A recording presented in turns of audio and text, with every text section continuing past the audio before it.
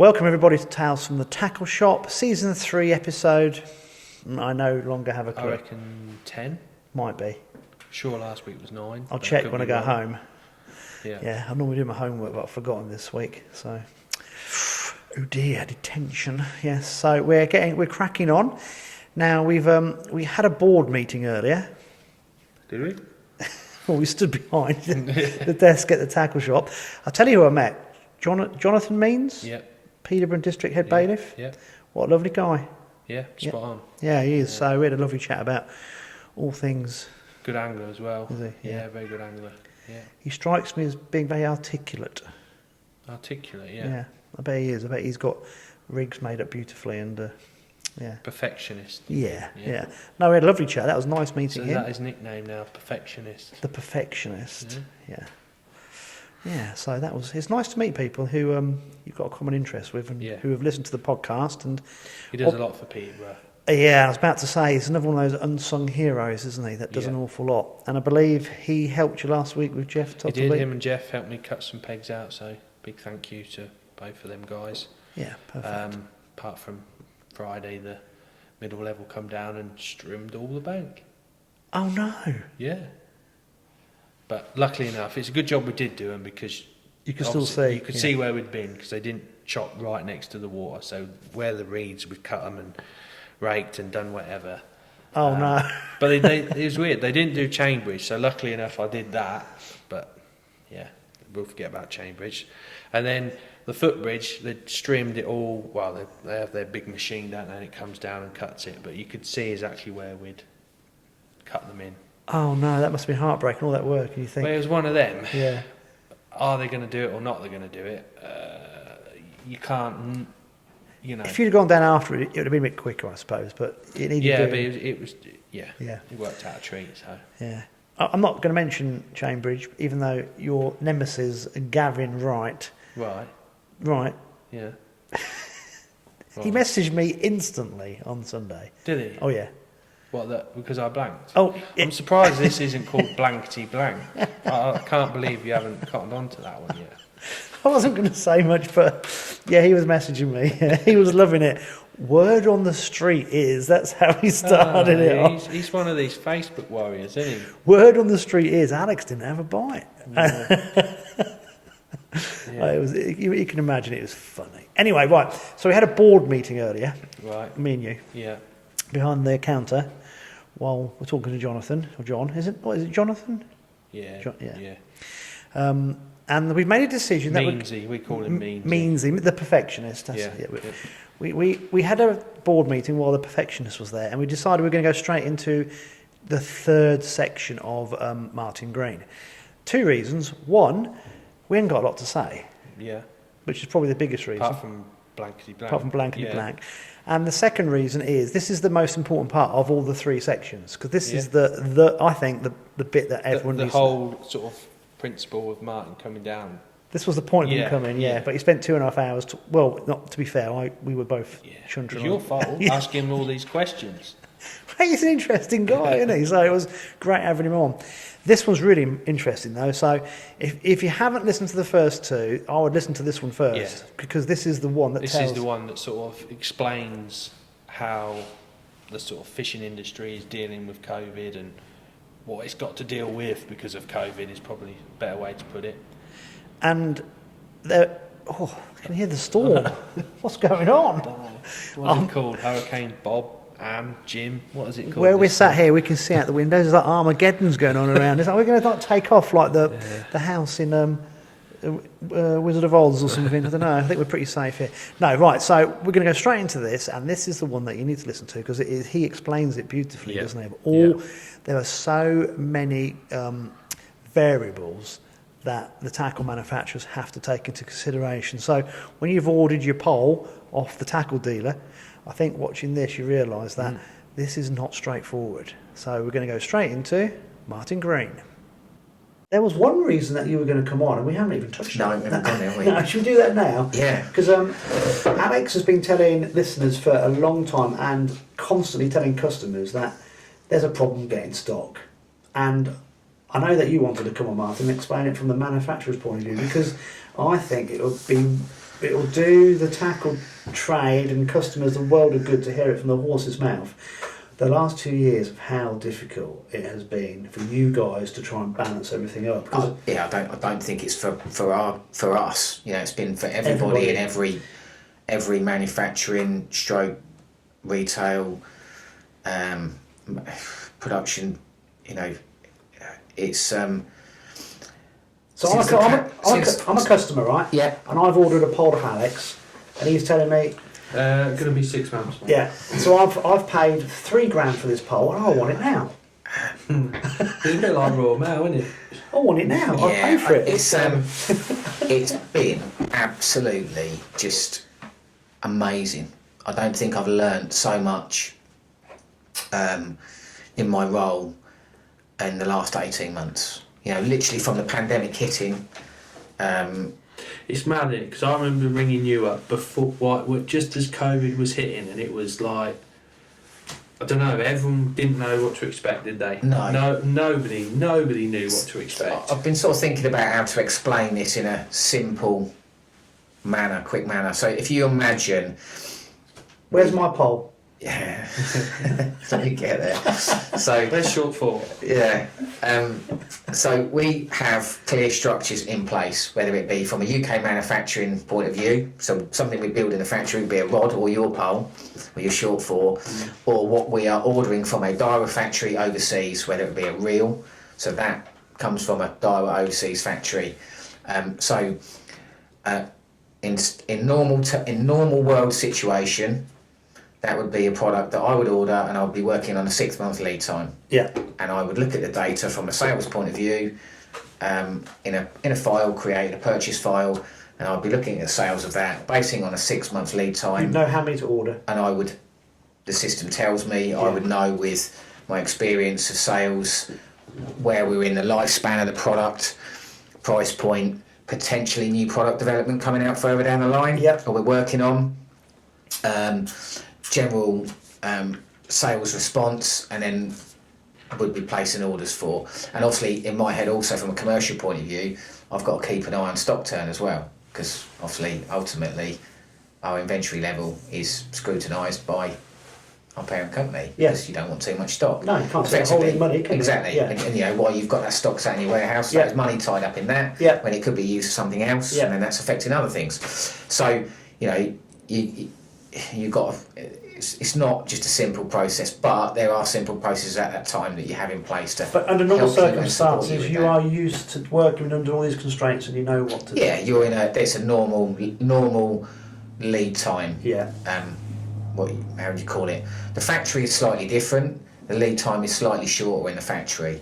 It used to be about a 4 month lead time for a product to be put in the build plan, what we call a factory build plan, to actually production. So I've ordered my pole, I've paid $3,000 for it, and I've only got to wait 6 months because I know you're going to build it, or even less. Well, no, so before COVID, you could probably get a Daiwa pole within a week or so, wouldn't you? Because you've got it in stock, or you have it, it's coming. Obviously there would have been a certain element of demand there, but from at that time, that was never really an issue. Yeah. That wasn't like, you know, obviously we had demand, but it was a controllable demand. But you see, I bought one 3 years ago, and I got it within 2 weeks, and now, where's my new one? Right, so, and you've got to remember also, in that build plan for that factory, let's say,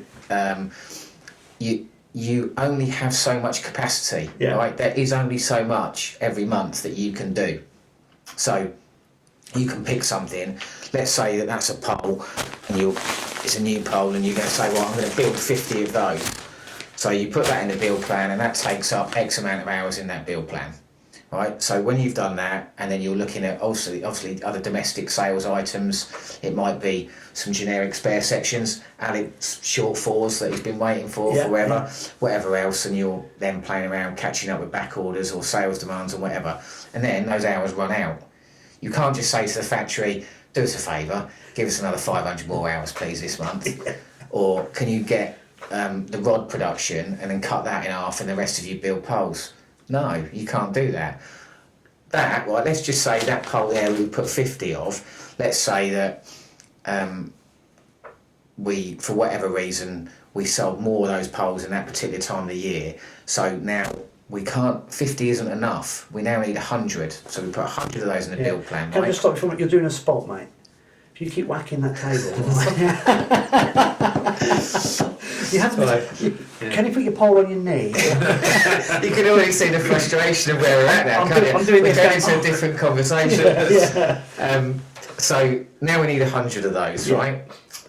The problem is that so we changed that 50 to 100. So instantly, Alex's shortfalls, they're gone. They're gone. Because they're worth less money to the company. You've got to take effectively you've got to prioritise from a commercial point of view, or the demand isn't so great. So they are the ones that you go, well, we'll move them out a month. They can wait till next month. Yeah. Right. So we've got that there, and then also all of a sudden we put the 100 in there. We might not have enough mandrels because the mandrel You is used to do needed it to make that. Yeah. So we might have only ever built 50 at the most, and the mandrel has to be physically turned over through the factory within those hours in the build plan. It's a very complicated process. One thing has a knock-on effect with lots of other and things. this is what starts to happen, The right? ripple effect. This is where things start to go pretty pear-shaped quite rapidly. So that's there, and there's your 100, right? So we've done that. We've sacrificed all the domestic and catching up. We're going to have to take a bit of pain there just to look after that. Yeah. So instantly those shortfalls have then gone, and then we built those 100, whatever else. Now there might be components there within that 100 then that are involved in other poles, like fexes, pole cups, holdalls that then go with that to complete that as a sales item to be then sent out to a retailer to complete the sale. PTFE. Yeah, loads of different components. All of a sudden, then they start to get eaten up. But you're still trying to feed the machine. Yeah. But you're not now on a solid basis. Your solid platform that you've always worked with is now moving. Yeah. It's now starting It's got to move. moving parts, yeah. Right, and you're not aware of these.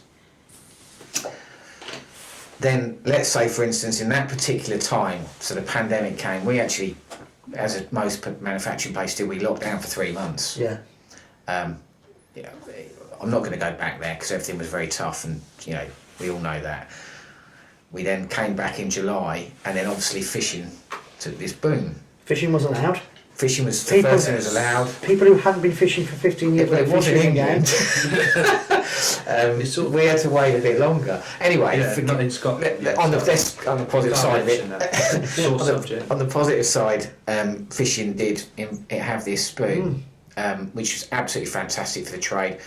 And I must say, there was also some good things coming at that time within fishing. You know, there were some good things being done, which I do believe also added to that. We can talk about that as well. But anyway, so pole demand's gone. So we're now matching these numbers, but the demand carries on, right? And it is carrying on at a very, very quick rate for whatever reason, whether it be more expendable cash being around, people furloughed, people coming back into the sport, people just wanting to treat themselves. You know, I think state of mind. People were worried about the pandemic. We didn't know it was going to kill us all overnight. And suddenly we can get out stores again. What did we used to do? We used to go fishing, bang. I think for me that was the biggest thing I'd like to be. I think it'd be somewhere near them up. It was a time thing. Yeah. People all of a sudden had time. I think they reprioritised. Exactly. Yeah. We've all been affected by, you know, we all like family, work, life. Yeah. You know, everything's sort of 24/7 now, where it didn't used to be. And now all of a sudden we've got time, people start going fishing again. Yeah. And I witnessed it, and it was amazing to see it. So all of a sudden that demand then goes up, right? Yeah. And now so that demand is going. So you're now, the wheel is now. You could have, well, you was watching this, the orders coming in. It's turning quicker, Yeah. you know. So effectively, stock is now going out the door quicker in the manner of which you can replace it. Yeah. And this now isn't becoming just an issue with this particular pole, it's becoming an issue with everything. Yeah. So everything's being affected. You know, I'd like to think at that particular time we did actually have really good stocks of like those key items. But now everything's moving, and you're like, right, okay, let's key focus on this, catch-up plans needed in there. But then all of a sudden, the world is changing. So then there might be things going into this particular pole that, from a pre-preg point of view, at the time you might hear this thing, common thing saying, well, carbon wasn't really affected because there was less planes in the sky. So effectively there was actually a glut of carbon. But there might have been resins involved in that have to be used for that prepreg, might have come from another country that was affected badly by COVID. So all of a sudden you can't get that chemical compound to complete that to move to this. So you might have 3 of the 5 components you need, but the 4th and 5th one are all missing. You can't then go, stop, let's go somewhere else. Yeah. Because everyone else is in the same position. And then all of a sudden, as Alex just mentioned that horrible word, that ripple effect, you have a knock-on effect. So we had it with pole production, we were trying to catch up. First thing we would run out of was fexes, because we were having the fexes. What is fexes? Fexes, the little sections that you were on about. Right, the first thing. Yeah, so all our poles are supplied with one of those. What does FEX stand for? I haven't got a clue. It just seems a weird name, but it was a FEX extension, wasn't it? So you ran out of dolly pole bolts. extension.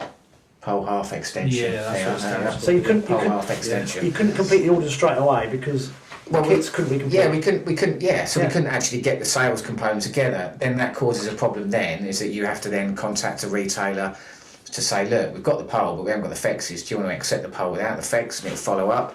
That then creates, in turn, work and issues for the sales team, sales desk, and the retailer. And then the communication back to the because you want your pole, you're now being told you can have the pole. Well, hold on a minute, I haven't got my dolly bolts. Well, I'm not paying £3,000 because I haven't got the fix to go. I want it for 2.5 now. Yeah, so all of those different complications, and then we've started to run out of, and you're buying them in a big volume anyway. Yeah. They were being supplied in a big volume, but so yeah, just that knock-on effect. So then and then everything starts to change, and as the demand then carried on and got bigger and bigger, then you've got this whole.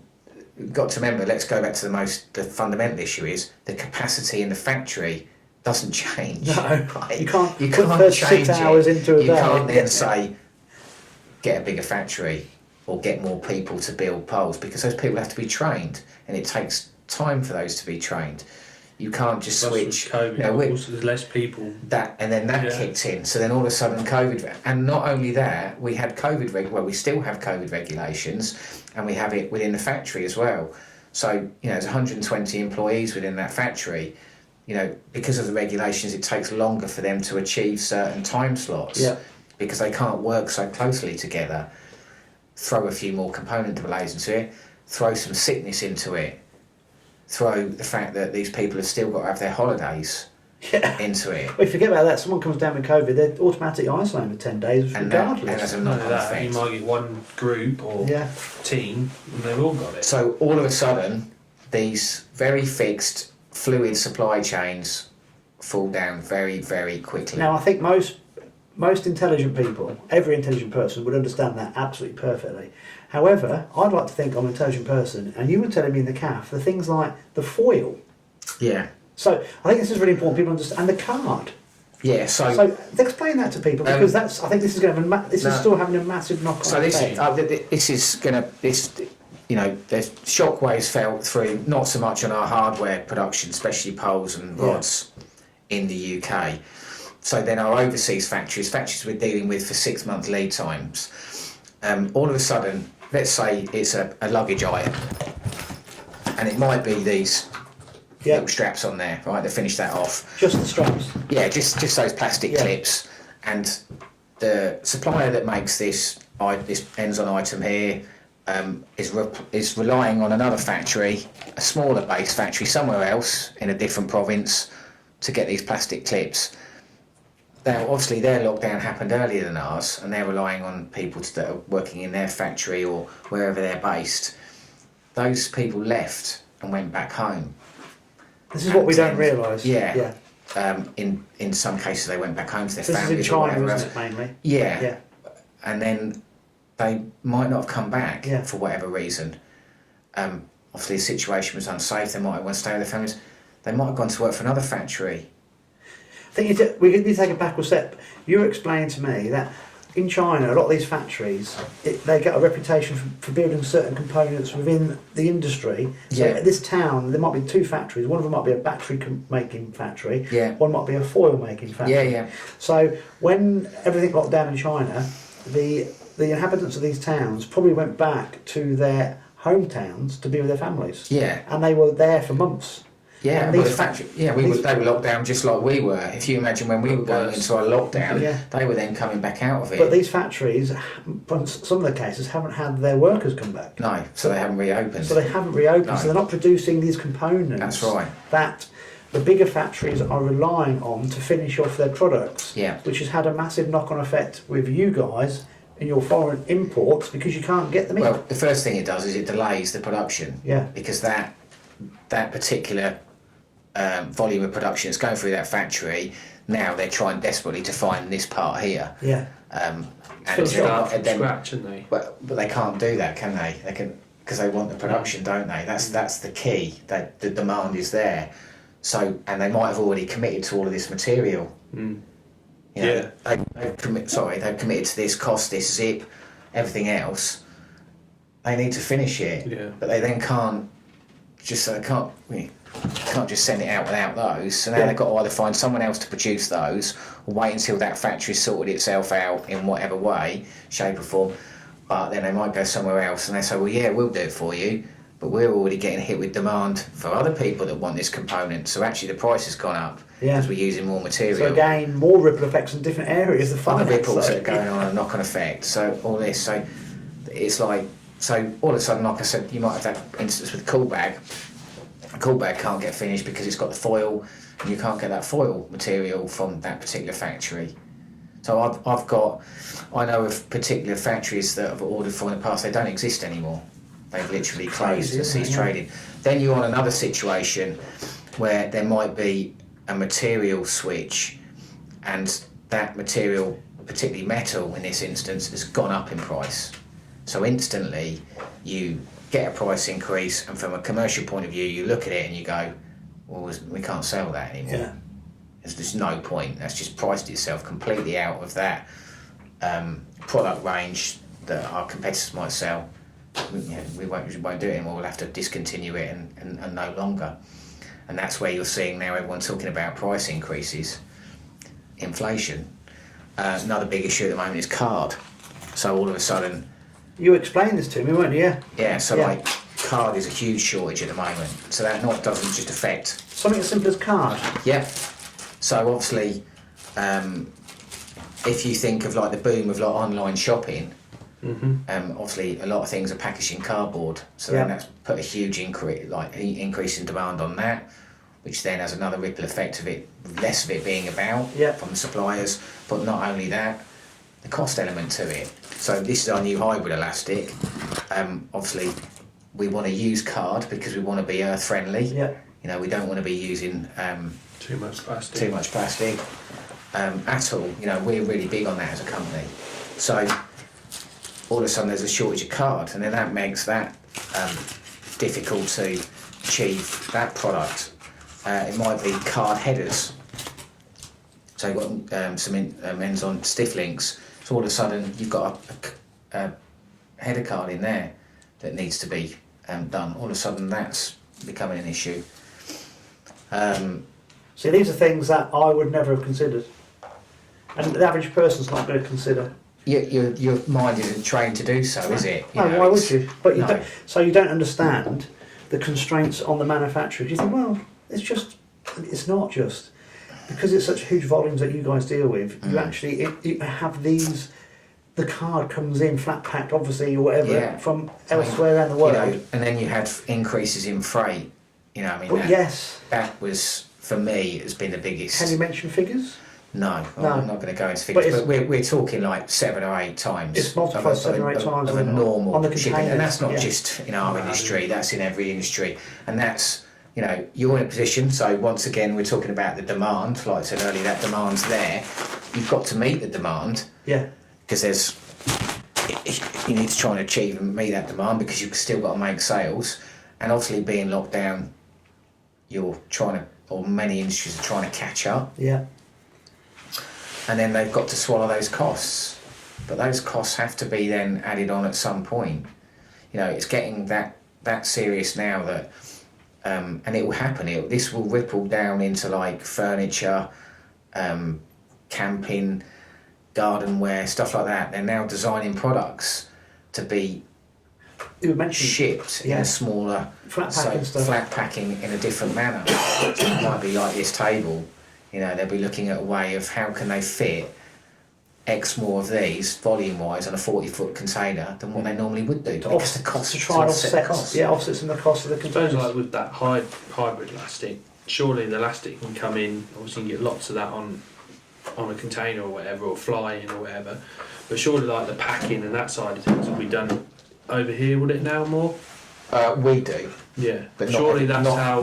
Not everybody does. But surely So long term that might be a thing. Yeah, that might be a thing. That might be something where we have done slightly different, and then that doesn't affect us so much. Yeah. So that just does depend on supply. You know, we did have some TT items where we the company we used for that, they were also locked down. Mm-hmm. So yeah. You know, they were in that position as well. You know, we had it with clothing.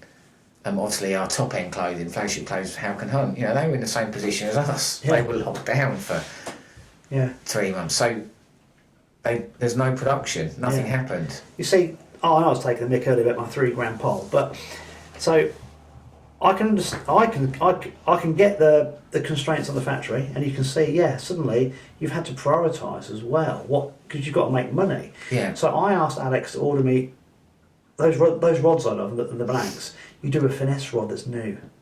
I'd love to have one, but you're not making them at the minute, because who's going to buy them? Andy and 2 other people. 5. Do you know what I mean? Who's going to buy a pole? 300 people. Yeah. So I understand. I have to wait for things to get back to more of a normality in order to get my hands on this lovely new finesse rod that I'd love for a bit of perch fishing.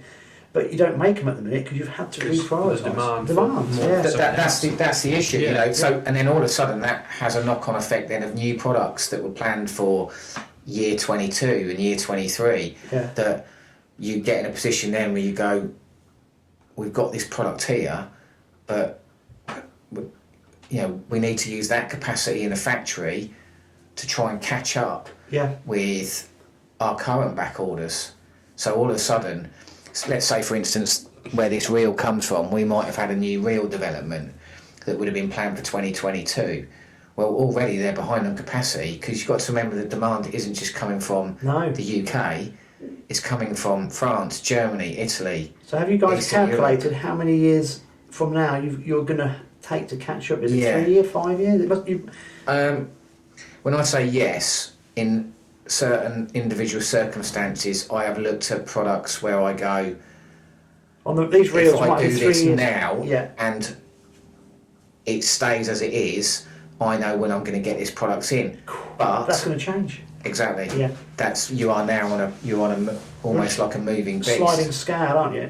Yeah. So in order for me to get this lovely finesse rod, which I'm sure is going to be fantastic, I need someone who I've just met, high up in Daiwa. Can you see what I'm doing here?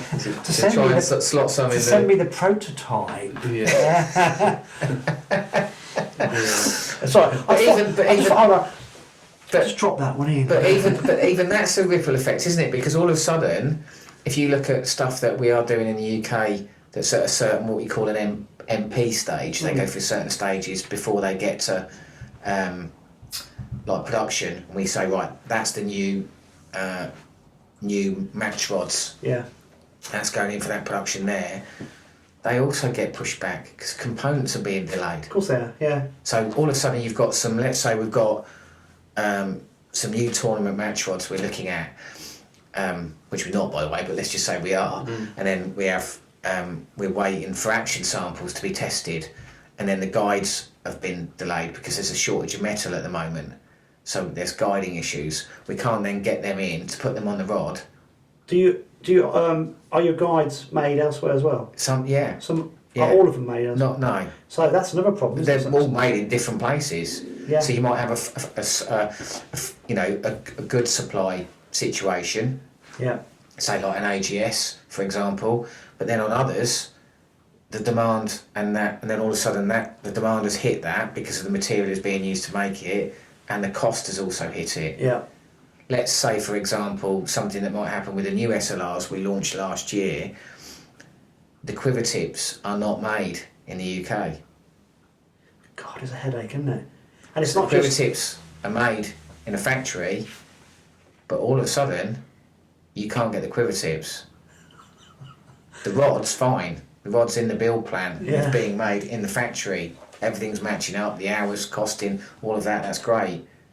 Got no quiver tips. But also, so what do? You can't then just go to another factory, can you? No. Give them a ring and say, do us a favour, can you make some quiver tips? But you can't even make it in-house, even start to, No, because no. your factory's got But capacity of doing... That was a different... That's the thing that where we do have a massive positive with the UK manufacturing, because the Fexes, we could. Right. We actually did that. Yeah. In that To instance, offset that problem. we started to make Fexes in the UK. Yeah. It is a huge headache, isn't it? And it's great having you explain this, because as I only see it from one small aspect, but I understand it a bit. Alex sees it from a slightly bigger, well, a lot bigger aspect, because he's speaking to reps all the time. But it's interesting hearing from you, because actually every single product has its own unique issue. Yeah. Because even if it's something simple like the elastic, the packaging's holding you up. Or it could be holding you up. It could be, potentially. Yeah. With the But it's not in that case. no, but with a reel, it's got so many different parts to but it. who's to say all of a sudden that The box. that comes in a box? Yeah.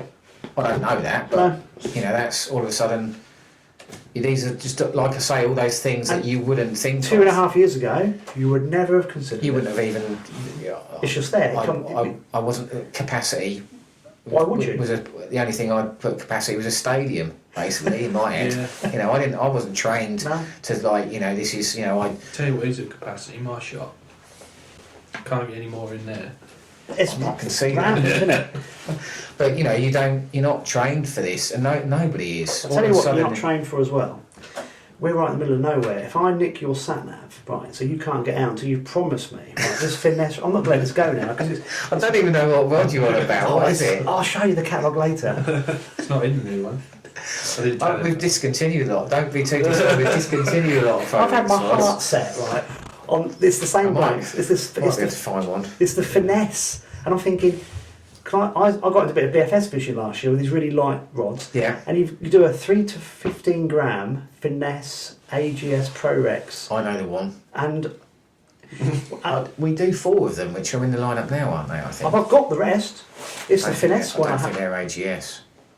I'll think show they're you. just Mate. cheap And ones. I've got my heart set on this rod because I was thinking. It's all these big back on. It is. I've been saying to Alex from Montana. Then he showed me this. Look, they're not producing at the minute because they're. He goes, Daiwa obviously having to concentrate more on the poles, which I thought that's fair enough because I understood the demand. Yeah. But yeah, it's in here now. And it won't go away. What's the latest issue? In half the factories on half-day weeks now. Overseas factories, where everything's different and they're all in different, obviously, countries, different areas, different provinces. So, yeah, I've had notification of where certain factories have actually been told they're only allowed to work, say, 1 day a week. Is that for true carbon emissions? That is through emissions. Wow. And so China are actually taking this carbon emission Do you seriously. reckon we'll get that over here? To that extreme? Don't think so, do you? We The haven't- only thing I would say and throw into that, which I honestly don't know, but topic, you innit? don't know, you've got to remember you don't know what they've been doing beforehand for that reaction to happen. Yeah. We don't know that. No. No one knows that. No. So I've been told, for instances like that's happened, and then they've been granted that they can work a 4-day week, but then they have to shut for 6 days. So, Wow. and these are, that's just one instance, but And there's that lots could be the of different- card making factory. That could be the Exactly. I was just going to say, you know, that might not be the factory that you buy this product from, but once again, it might be the silver foil factory. It might be that plastic. Oh, what? Not, so, And you know, so what? How are you coping with this then? not very well. You've run away to the fens. As I said, I don't think I've ever learnt so much in 18 I bet it's months. been. Yeah. So I'm not asking you. You can't tell us this, obviously. But when you've had your high-level management meetings, from what you normally would have at your meetings to discuss it, it must have got to a point where suddenly the meetings probably were open agendas at times, were they? Or just like, or like brainstorming ones where you kind of went, right guys, this is the problem. We've never had this problem before. What are we going to do? That's what I'm saying. We, individuals have not been trained for like these sets of circumstances. So, in a sense, where going back to a normal procedure, normal structure, all of a sudden you're in a position where you are dealing with a factory and they're saying to you, right, you've got X amount of capacity, you need to pick and choose what you want and when. Yeah. And then all of a sudden then it's a different ball game. Crystal ball gaze now. Yes. Yeah, that's impossible. Then you are then that opens another set of doors to, from a commercial point of view, that you've got to try to achieve the best success on a turnover. Businesses have performance management and people are held accountable. Yeah. So suddenly you're being held accountable and you're holding people accountable. But you also feel that as well. Do you know what I mean? That becomes a frustration element then, because there might be like a load of work that's gone on before to achieve a certain hit these goals. Targets. Yeah, that's it. Yeah, whether it be a turnover target, and you're really proud of these, launch, and they've been blown out the water. Exactly. By COVID. You can go back to that being the core of it, but through no fault of anybody's own. As I say, it's just it's a mad knock-on effect, and the problem is you are behind it all the time. Yeah. You can't be. You're just being reactive. You can't be. There's certain things now you do learn. So I learned something where we had an issue where we'd got a product that was available, a new product, and it was being shipped to us in big demand. We couldn't get it to us because there was no containers. So it was there. The production was done. It couldn't get made to be. It was ready, but there was no containers at that particular supplier, so they could not get it to us. So it was delayed, and that was a product that should have been. It was in big demand, and it should have been towards the end of the year, and it came in. It was delayed for months and months. So the next time it was like, right, when the next shipment's ready, let's use our forwarder to go and collect it, and we'll get it, so we know we're getting it on time. So you learn from that. Yeah. So in that instance, you could be proactive as such. Yeah. But most of the time, you're just reacting. You're being reactive. I can imagine going to meetings to like the top guys and having to all the parent companies and trying to explain this and knowing what people are like. They don't like excuses, do they? So you're trying to have to justify things as well. And I'd imagine the whole mindset for everybody's had to kind of. I think even the most. You have to be realistic. The most rigid businessmen had to have gone. Actually, I can't keep using the little tactics I used before to get my. I'm not going to have to. Yeah, I've seen some correspondence of factories where they've had issues with components, and they've even said, "We've sent our senior management over to discuss this." And still had no answers, so we still can't give you any answers. Yeah, but it's at all sorts of levels being really and this isn't a fishing or a Daiwa Sports issue. It's a worldwide, global issue. Yeah, I think that's what the customer, me, you've got. That's where again, stepping back and reflecting, going, wow, this is a huge. When you actually start to think about all the different pieces of the jigsaw, it's a huge thing. Somebody, I was listening to a quote. Not as interesting as your quote earlier on, where you said something about, what did you say? The glass half empty. It was all the energy, the people that you carry on. You want to take with you through life. People who want to share in your success. That's right. You've got to ditch the people that aren't interested in your success. So, I was listening to this guy saying about consumerism, and consumerism in the UK and where we're at the moment. Like Al just touched on this, shopping is absolutely rammed with kit, and he basically said people need to get to the fact now that we are not on an instant consumerism anymore, in the fact that we can just expect to go into a shop and something will be there that we've always had. It will affect everything, whether it be in the supermarket, retail, overall. There is going to be a point where you're going to go in. When you go in the local Spar shop, right? And I go in every day, drop the post off, and you walk down the same miles every day to get to the post office, right? You go in there one day, and the bread's really low, and you think, oh, obviously people are having a few sandwiches. and then you time you get round to the counter, you think, oh, and then the next day you go, the bread's full, but then the tins are empty. Yeah. Do you know what I mean? And then the next day you go in, the tins are full, the bread's full, but the biscuits are empty. And it's like, they must be prioritising the same as how you are, what deliveries are coming in. And the other thing then is, but what then, the other ripple effect is that what you cannot see, but is also happening to that shop, is that when they're sorting out what's going on with those tins, whoever it may be, the tinning factory, whoever it is, and what they're doing and what they've done first, they still need to get the tins out of their factory to get it to the high street, right?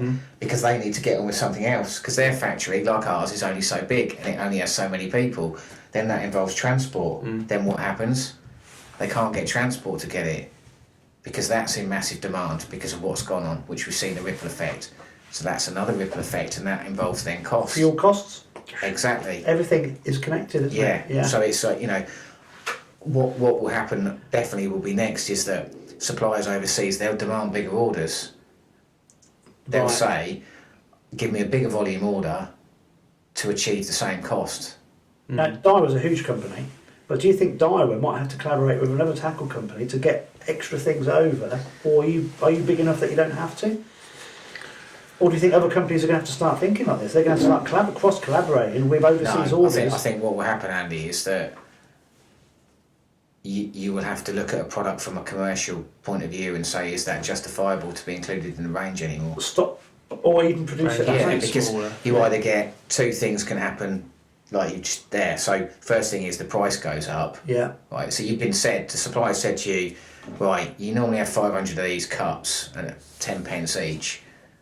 You now need to order 2,000 of these, and we'll give it to you at 15p instead of 25p. And we're only selling 10 every year at £5. So then you look at it from a commercial point of view and you go, right, hang on a minute. One, could we sell that at that margin to make it justifiable for us as a company, to you as the consumer to accept it, right? And you even if it is to us, you've got to buy 10 at a time. And that has also another ripple effect that's happened. Not only that, I've then got to look at that and go, I've got to buy 2,000 of them now, and I have 10 different colours. That means that instead of ordering, what have I said, 10, 500 each, so now I've got to go and speak to the warehouse manager. Where are we going to put it? Say, where are you going to put it? Simple things like that you wouldn't even consider before. Yeah, logistics becomes a bigger headache, doesn't it? Not just the finance. And that's where those, and then that's then not just happening on those 10 cups. Yeah, that's everything that you're having to get in. Wow, it's quite. Do you know what? I find this quite nice because I hate the instant consumer type of things because too many people think they can go and buy something just because it's there and they use their credit card and they have debt. We need to go back 30 or 40 years where people actually need to think, I can make that. I can get by and I can use that. So you're cooking. We need to start, people need to stop buying ready-made stuff and do what we used to do. Mum used to make a chicken pie at home and we'd have it for a couple of days. Do you know what I mean? And I think, but then that also has a knock-on effect, doesn't it? Because it did in the thing. What happened? Flour ran out, eggs ran out. Yeah, I suppose so. But people started making their own bread, didn't they? And stuff. These different skill sets. We were. Was it Bob was saying orange juice? Yeah, that's right. That came, but it did. That but we get by, don't we? We get by, and I think there's nothing wrong with getting by with things like that. But I just think the society now that we've got, everybody thinks they can go buy it. And it's like social media, isn't it? It's instant. It's an instant gratification here. Yeah. And I think there's nothing wrong with certain things. Maybe that might be a good thing. People might take a step back and say, do I actually really need that? Yeah. I don't know. Alex, have you seen Tesco's? Tesco's in March, but what's it called? Where the shop is, where the petrol pumps are. What's that? Petrol pumps are. You know Tesco's in March, and you've got the petrol pumps. You've got the kiosk. Yeah. Have you seen Have you gone in there recently? No. It's empty. Yeah, they don't have anything. They don't have anything in there, and I'm thinking, I've only been there once, because I go in there and went, it's empty. Normally you get your sandwiches or go fishing up, and I'm thinking, there's nothing in here. What's happened? But again, supply. Tesco's are probably struggling to get in what they need to, so they're prioritising all the stuff going in the main shop. That's happening in our industry. Yeah, and they're virtually nothing in the kiosk, and you're thinking, because it's not a Tesco's in March issue. No, it's a Tesco's in the country, UK / Europe issue. Yeah. I.e., it's a global issue. Yeah.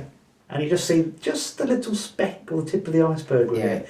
And some but he somewhere sat in a commercial department is having to be charged with that to say, it's like a stadium, isn't it, right? So you've got a stadium and it holds 50,000 people, and you've got 5 football matches there and the next 5 Saturdays, and you've got X amount of tickets to sell for those 5 home games, and all of a sudden you've got demand for X and you've overachieved that, and then all of a sudden you've got to backtrack and go, well, we can only have X amount of seats here and X amount there, and you've got to then work all that out, how it's going to be justifiable from a commercial point of view, from a turnover point of view, but then also to your customer, i.e. retailer and consumer as well. Yeah.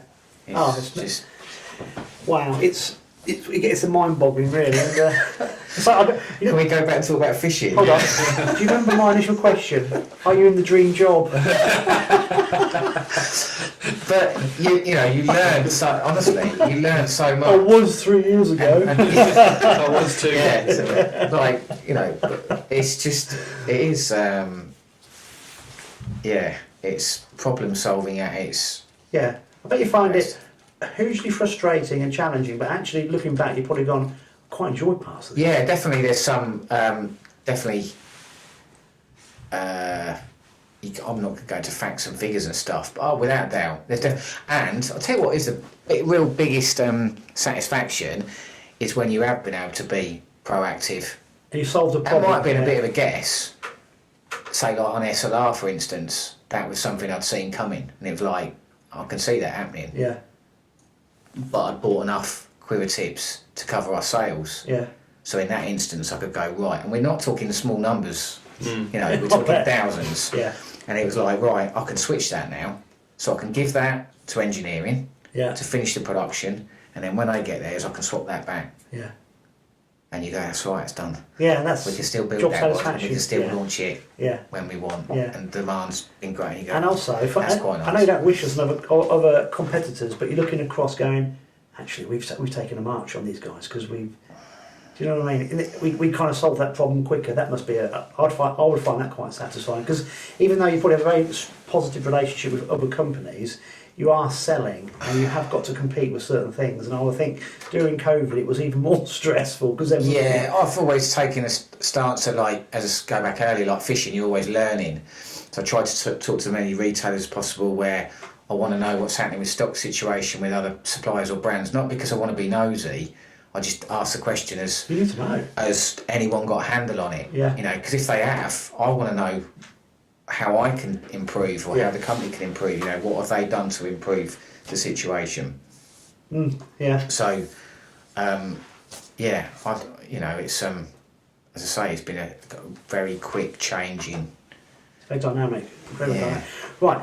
Now, I don't know how long we've been sat here, but I'm really worried about my SD cards, and I think we're going to have to split your podcast into two. Okay. Because we've got the first part about the fishing was great, and then Bit of a drink. the bit about the Daiwa bit. Yeah. I think we need to wrap this up, but before we... I was going to say we could do. Normally, I bring some items from the shop, don't I? And Well, what I was going to explain say bits is- and bobs. Is there anything here, Martin, that you just want to tell us about, just to finish off? Where is this? But we haven't any stock. It's stuck in China. No, there's a couple. Actually, I just grabbed a few bits out of the shop on the way over. So, hybrid elastic's been absolutely, for us this year. It was a new Excellent range of range, elastic.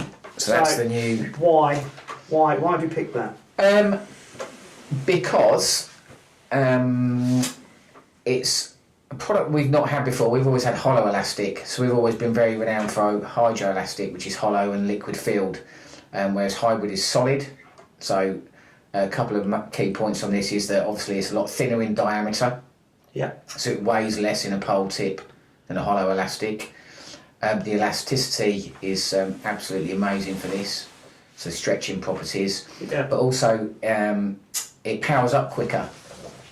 So some of our consultants, they would call it or tag it like netting elastic, so it's really good if you're catching especially on Lots of vendors fish. like yours, like Yeah, F1s really yeah. quickly, shallow and stuff like that.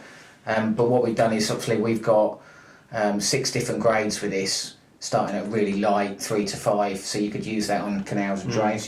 Have been using that? Yeah, I use it for a short kit. Well, I say that on my kits, I use the top 3, but I've drilled halfway up the number 3, so it's like a top 2 and a bit, Right. and I have it through that length because I think if you're putting it through all the kit, when you go net fish or when you're swinging fishing like we do on the drains, You're not reaching up, You're like- and everything's down here. Do you know what I mean? everything's sped up quicker Yeah. as well. Yeah. So, and we've got 2 new diameters in that as well. We've got what the key thing about that was as well. That matches our hydro. So our lightest hydro is yellow, and then obviously it goes all the way through to red. So we've done the same concept in the hybrid elastic as well. Alex needs to learn something from you, Martin. You hold these products up beautifully. What Alex does, he holds it for 3 seconds. I can't focus. And then we've got I gav right in there. we've got a purple and a red edition as Perfect. well. That'll be ideal for Yeah. next summer's bagging. Couple of, well, not new thing, but the new fluorocarbon. But we've also got, now we've had this a couple of years now, which is tournament rig line. We've always been blessed with having a really good supplier for our monofilaments, but this for me has been absolutely brilliant. Why do you like that? product. It's never let me down. And Just don't ever question it. No matter what, doesn't matter if I'm using it in like its thinnest diameter 0.9 all the way to 0.9, no 0.10, all the way up to like 0.20. I use it for like feeder hook limps in 0.18, 0.20. Never let me down, not once. It knots up nice, doesn't it? Yeah, when you do knots up it? lovely. Even when you're tying big hooks, you know, you sometimes struggle to obviously get a decent whipping on the shank. Just finishes off nice. The colour's lovely. Knots Sits up. straight, doesn't it, as well? Yeah, Don't just crinkle. knot strength, memory. Doesn't. I use it for my. Just don't have anything most go of wrong my with lines it. as You well. know. Yeah. I don't use it for mainline. I do. And then obviously, alongside that, which is new this year, we've got the new fluorocarbon. So that's an addition to the tournament. Have you used that personally as well? Yeah, I've used. I had a spell of using fluorocarbon in thinner diameters for F1 fishing. That was going back a long time. So I've used that, which I used other brands. We didn't have. I was impressed with some of those, but price wise for this, really impressed with it. Because fluorocarbon is expensive, isn't it? It's going to get even more Is it? expensive. Yeah. Yeah, I'm afraid. Mm. So that is brilliant value for money, basically. Yeah. Perfect. Thank you. A couple of Enzon items. Obviously, we created a new brand a couple of years ago, family brand called Enzon. It was primarily aimed at like feeder fishing products, and it was a whole range. It was rods, reels, and TT. Got some really nice little TT products come out, and we've got more to come. So, got a huge selection of EVA products from. We did a video on the ones that held the worms. Yeah, for this set here. Yeah. So like these are the mesh top. Yeah, they look really cool. I've used these for like a load of different things really. So 3 different sizes. You can use them for bait, transporting bait. Biggest thing for me is I can put some bait in this in the morning, like maggots, as Alex did it with the worms. Stick it in the fridge overnight, pull it out and just whack it in a normal cool bag, or even throw it in the back of my car. And I've not got to be concerned that any bait's going to escape whatsoever. Yeah. And also, it's not going to sweat up either when it's been warm in the summer. You know, it's pretty much just foolproof, really. It's really, really nice. But the good thing as well, if you like, you know, that's ideal for like carrying feeders and stuff. Yeah. Now we've all discovered it. We've all probably got bags in our cool bags, like where we throw everything in there: Yeah. chopworm scissors, all your cab pots. Everything that takes on, You know, your mould. bits and knickknacks and whatever else, and then you might be away for a couple of days, and then you don't have time to get home and unload your kit, and then you go to it Friday, and it's like, it's got like stuff growing in there. Yeah. So that sort of cuts that sort of condensation element down. We've got a little one there for Yeah. storing Good for your feeders. redworms as well, aren't they? Like, That's what I put in my redworms. got a few redworms in there. You got like large size I store if I'm carrying a lot of maggots and stuff. Another little touch on the ends on. We haven't got the short ones. You haven't got any left of you. Didn't see it on your shelf. Don't know. So these are stiff links. First time I saw these, obviously really popular in feeder fishing. I was I put them on there so you can. I'll get one out. I wasn't too convinced with the way these are setting up, but can I get that out? There we go. Key thing about these for me is a swivel attachment on them. The swivel's absolutely bulletproof, and what I found on even tying up my own swivels on stiff links, and I've done it with like soft feeder links as well. I've used, I don't know if you've ever done it, use like braid to tie them up on as well. When you fishing with really heavy feeders, like 50, 60 gram, and you're casting them, it's a lot of, you probably have it on your kit, you use some pretty heavy duty kit. Yeah. You can force the swivel I was going to open, ask you about those clips. and it's like one of the most, for me, it's the biggest pet ache, because what happens is, right, you've tied your leader, you've got your rig on there and you're fishing, and it's actually your swivel that lets you down. Yeah. But because of that, you have to redo everything again. You can't just, you've got to take everything apart. So those clips are okay? So those clips, they can't get forced open. Right. Because that's my biggest worry on any of my kit that I use, because obviously They've got like a double fixing point on there. if so if I'm using a clip for, say, perch fishing and a big pike picks it up, if it bites through me, that's something that is unavoidable. But if the clip opens, that's my fault. And so you have to avoid these at all costs. So it's interesting you say about those. And we do those swivels separately as well within the Enzon range. So that's worth noting, that if you actually in the game and you're tying your own feeder links for the future, whether they're on stiff links or soft links or whatever, they're an absolutely bulletproof swivel. Yeah. So Nice one. yeah, a couple of things. Got a bit of ground bait as well. That's Advantage was a range that we brought in 2000 and. Hold on, Martin. Sorry. I've got to do something on the audio now to offset that. It's like a bass drum, isn't it? Oh, it's, yeah. When I edit this right, you should see what happens. It's like, oh my god, and I have to like, oh, it's painful. But because really, you see all these podcasts, everyone's got headphones on. Yeah, you don't think what's going through. The reason is they can hear themselves. Yeah. But obviously we're a bit more Heath Robinson, so. So yeah, Advantage was a bait range that we brought into the lineup in 2019. What a lot of people don't know about this is that even though this was an involvement with a European supplier and William Raisin's knowledge, this wasn't like an off the peg bait development. We didn't just go to a ground bait manufacturer stroke supplier and say, right, give us some ground bait. Well, what do you want? Well, I want a river mix, I want a sweet fish meal mix, I want an F1 mix. Everything was actually done through William. It was actually achieved. It took a long time. This was a long-term project where William actually worked with a particular supplier who also has a huge knowledge of ground baits. So but his contacts that he's made, yeah, a bit like we were talking about earlier, when you meet enough people. It was one of them. It was like, okay, and some people might say, why would I bother him with bait? What are they doing messing around with that? But it was like, well, we've got this contact, we've got this relationship there, and then we've also got the knowledge of both. Yeah. It's too valuable not to have a go. Exactly. Yeah.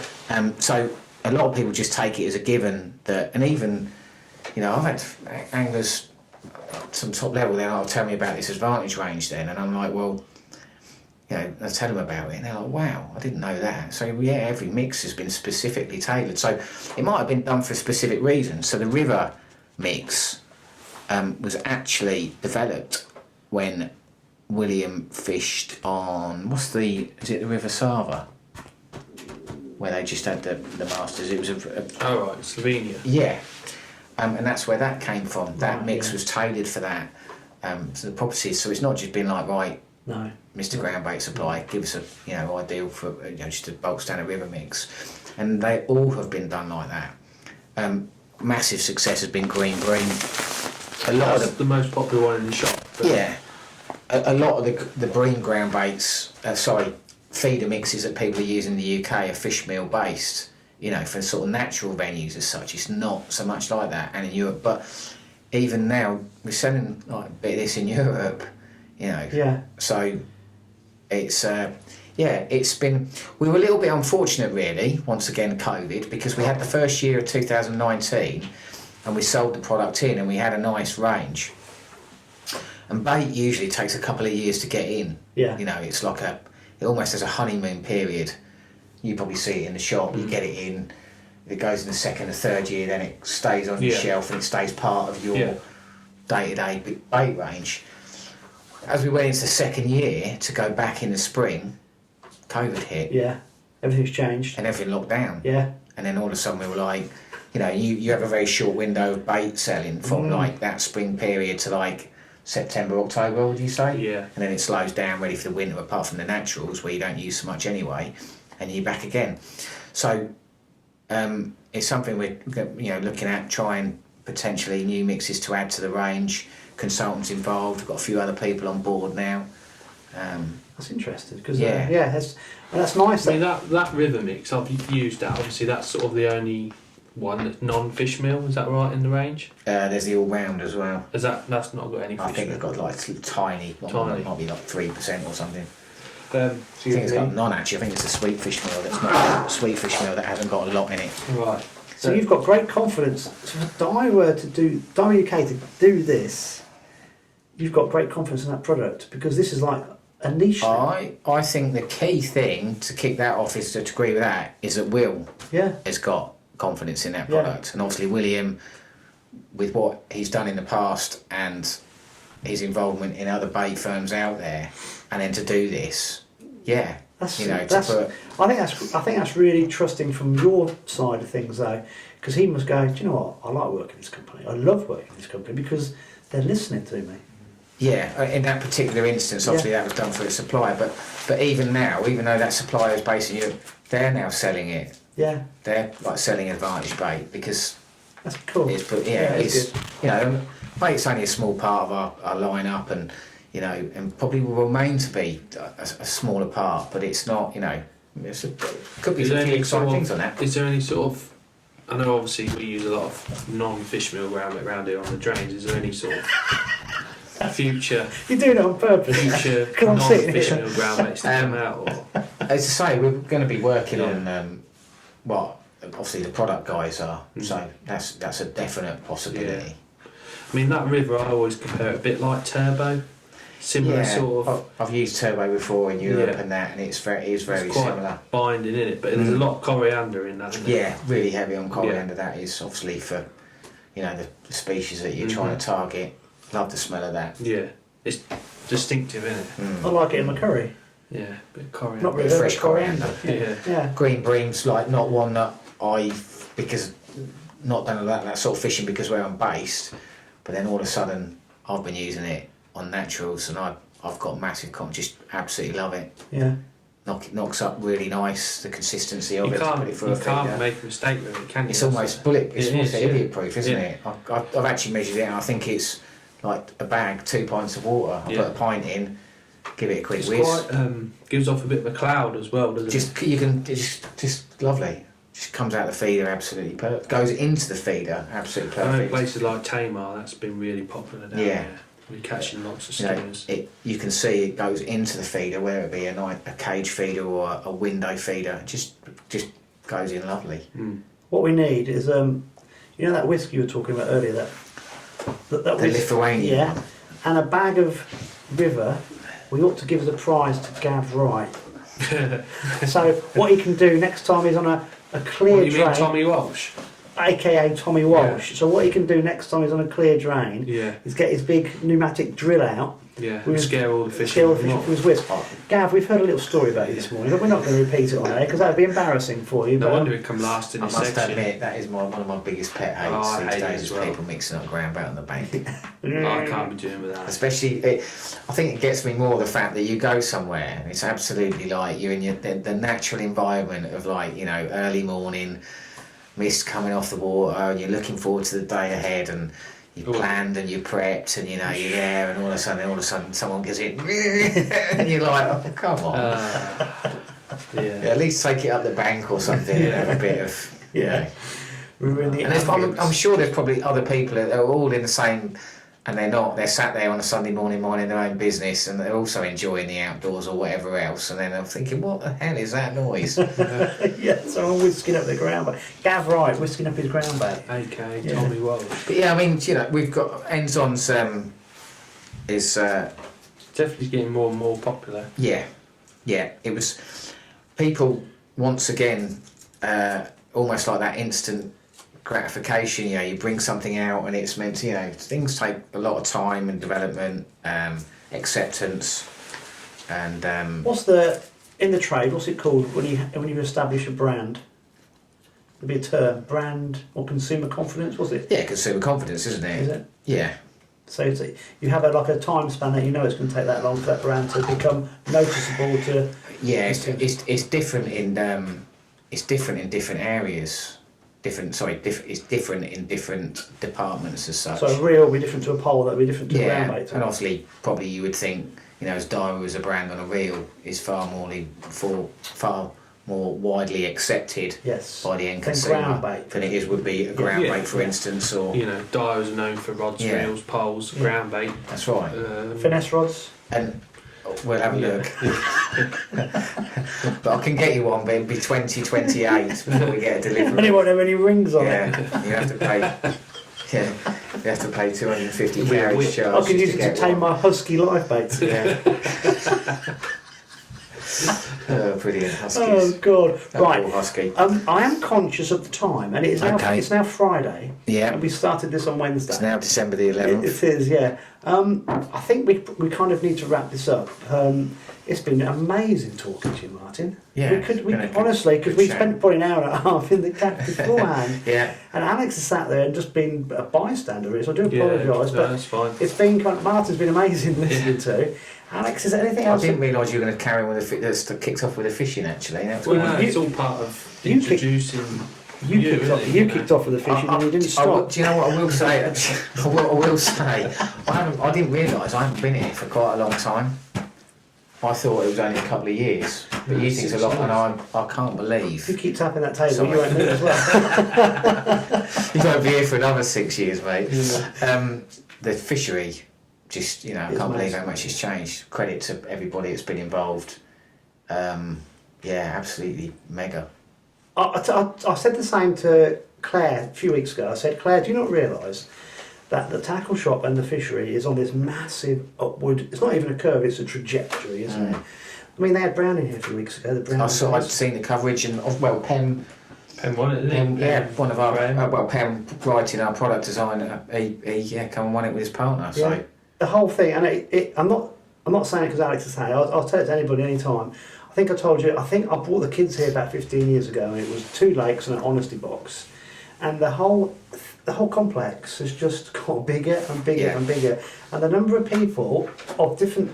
well, look what we're sat in now. The lot we're sat in a lodge. Yeah. We've seen ramblers here this morning, Yeah. not just anglers, Yeah. and the community that are using the facilities here.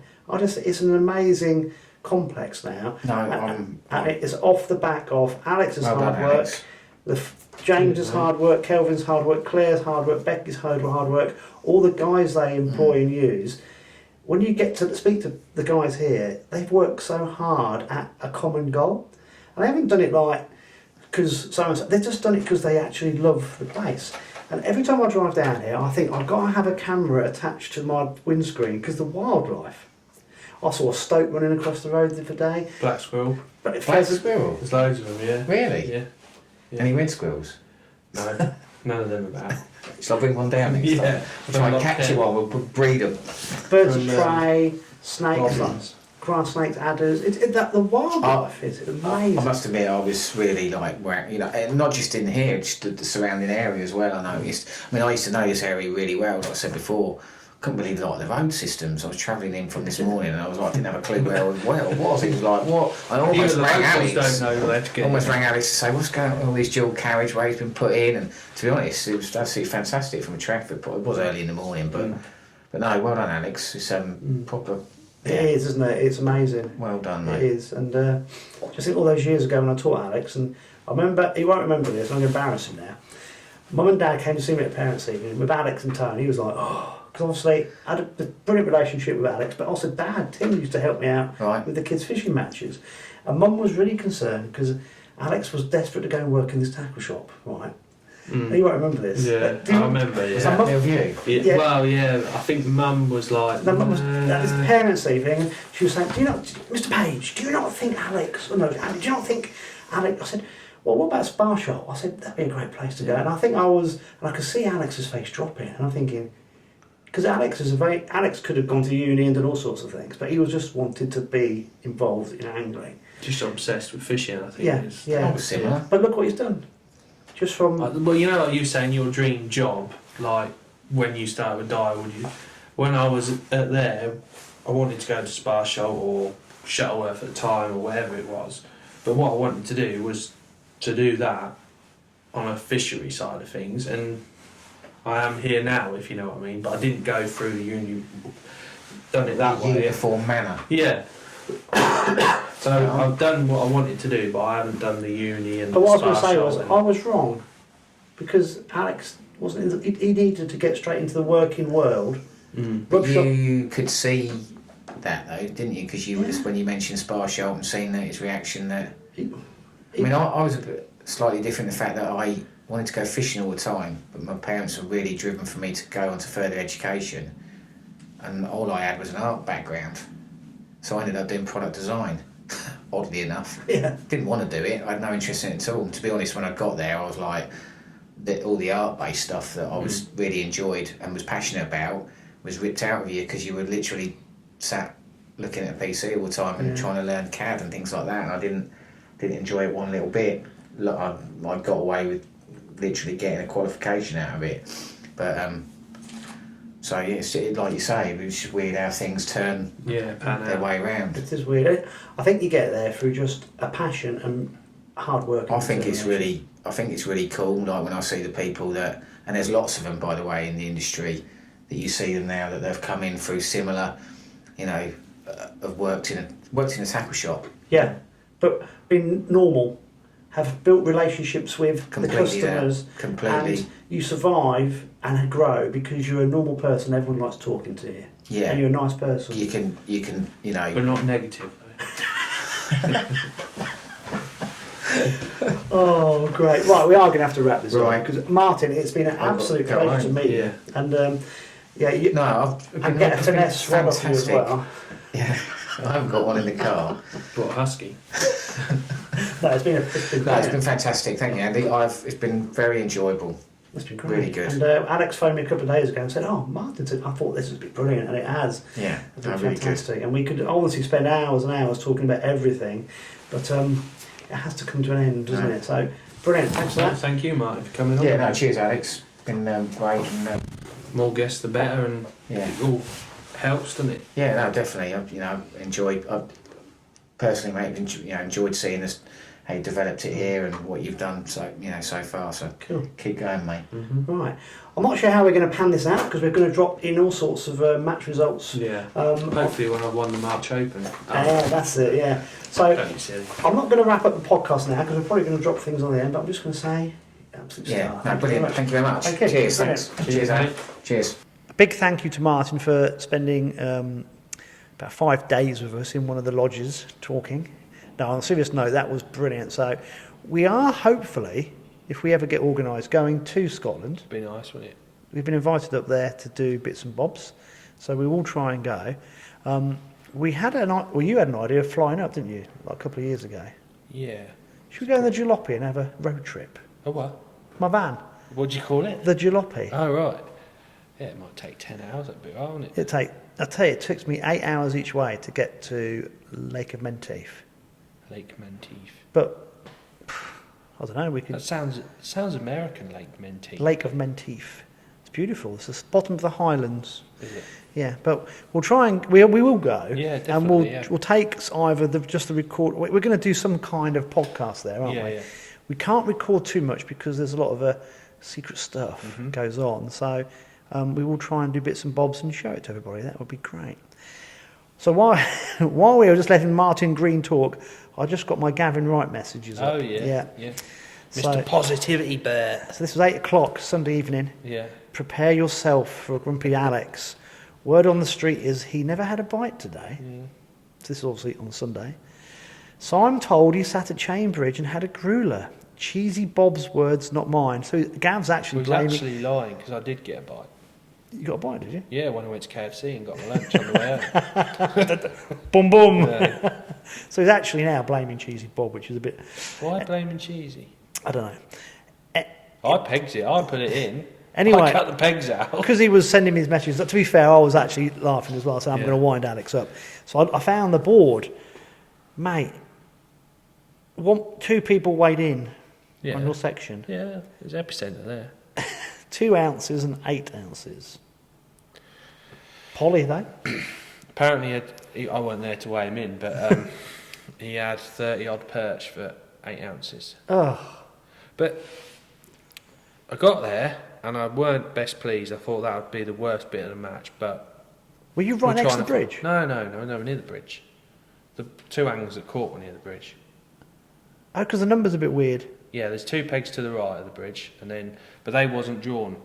Ah, got you. Because of the no-shows. So H3 and H4 were next to the bridge. All the pegs that were left were all shocking.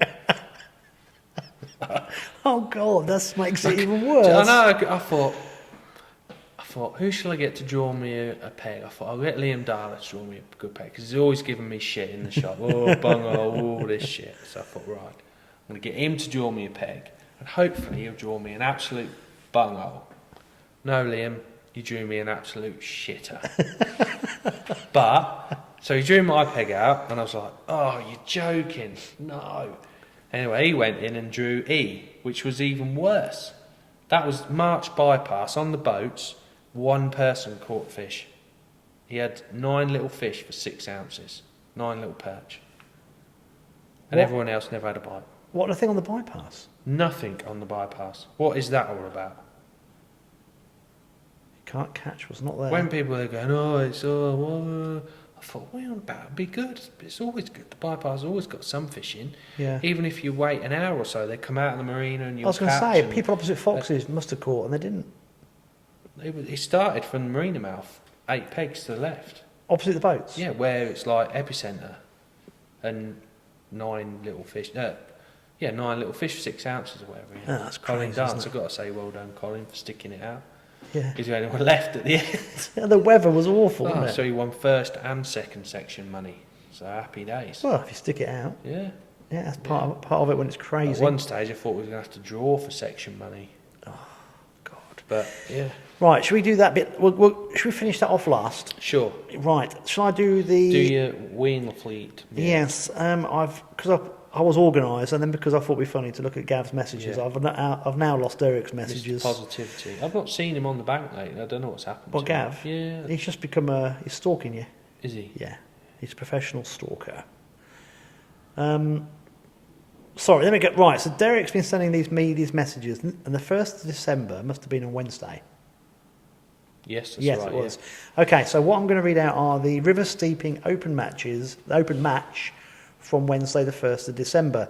Now, I thought this was a Boston and District organised event, but it's not. So Derek Skinner and Mark Cook. Yeah, so I think... Is it Mark? Yeah, Boston's totally different, but Mark normally runs the Boston matches. Ah, I've got you. That's probably why you might have got confused. I don't know, so I'm just reading things out. So Derek and Mark are running these matches themselves. Yes. Right, so that makes more sense. So Derek and Mark are the guys running this. So if you can't get in touch with Derek, you need to get in touch with Mark. And if Derek's not running it, then Mark will be. I think that's the way it's going. Yeah. Okay, so these are the results from Wednesday the 1st of December. Chain Bridge area. First on peg... Not the Chain Bridge I was at on Sunday, I must admit. So we can't even call this chip shop. It's something we've got to think of something. So Jeff Tuttleby, we need your input. What, blanked both sides? Do you get blankety blank, checkbook and pen? Yeah, that's old a bit school. old. Right, let me read these out because we're going to get carried away. Right, so this is the Chain Bridge area on the River Steeping, not the 20-foot. Mm-hmm. First peg 2 was Ian Brodie, £8.6. Second peg 11, Derek Skinner, £5.8. He's framing well. Third peg 3, Alec Rawlings with 5.1. Fourth peg 17, Alan Slater with £4.13. Fifth peg 4, Kev Wilson, £4.7. Sixth peg 9, Kev Hutchison, £4.6. I'm not going to read the rest because it goes on about the next match is the 5th of December, which I'm going to read out now. So obviously this is all a bit redundant. So the 5th of December, that's the start of the league, isn't it? That's sponsored by... Well, this match was... Well, they're both sponsored by Carl Drury Limited, Batesman's Brewery, Teddy Fisher Bates and Lakeside Angling Supplies. That's good then, yeah. Yeah, they've got loads of sponsors, which is great. Right, so the next thing I'm going to read out are Sunday's results. So this is the River Steeping Winter Series, sponsored by Carl Drury Limited, Batesman Brewery, Ted Fisher Bates and Lakeside Angling Supplies. Round 1. So the Wednesdays are different. This is the round 1 started on Sunday. Is that right? First, peg 12, mixed stamp, £8.3. Second, peg 18, Kev Wilson, £7.12. Third on peg 5 was Alec Rawlins, £7. I love these, £7, 1.5 ounces. Whoever's doing those scales, that's accurate. That's critical, mate. You've got to have your half ounces, especially in winter. Do you reckon it's Jonathan Means down there, the perfectionist? Would he be? We're all perfectionist match anglers. Yeah. Fourth peg 30 was Beanie Sawyer, £6.14. I love that name. Beanie, yeah. Fishes here in the summer. Beanie Sawyer. Fifth on peg 9 was Nigel Butler, 5.4. Sixth on peg 28 was Richard Bond, £4.9. Section winners by default. Section 1, Steve Miles, £4, 5.5 ounce. Section 2, Nigel Butler, £5.4. And the Section 3, Ian Brodie and Chris Hodson with £3.6. Section 4 was Richard Bond with £4.9. And the Teddy Fisher Bates peg draw, peg 5, was Alex Rawlins. Well done, Alex. Okay, a bit of a summary. The river ran off hard all day, with most anglers catching a few early on. But they had a bit of rain, so with yesterday's rain entering the river, it coloured. It's weird because all the drains around here are gin clear. You know, when I read this, I thought, that's strange, isn't it? So they had some slightly heavier rainfall there. More northern up there, aren't they? Yeah, it's only about 50 miles away there, isn't it? Entering the river, it coloured up badly, and the last hour and a half making bites hard to come by. The exception Once you to get this, past Holbeach, mate, it's a different language up there. The exception to this was Mick, who bagged a big bream in the last few minutes to take the match win. Stampy spawned a bream. I bet he foul hooked it in the eye or something and all. The second round will be on December the 19th.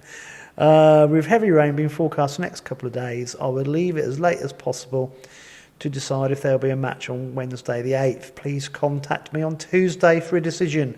So that's too late, isn't it? Yeah. So they'll be fishing as this goes out. Yeah, so that last bit's redundant totally, but if in doubt, contact Derek Skinner for these matches. So that's brilliant. So thank you for sending me those. I will get my head around all the messages probably by the beginning of the close season. So we'll be there. Do you know most of those guys then? Yeah, most of them. Yeah. Cool. From when I worked at Westwood. And that. Yeah. Oh, that's nice, isn't it?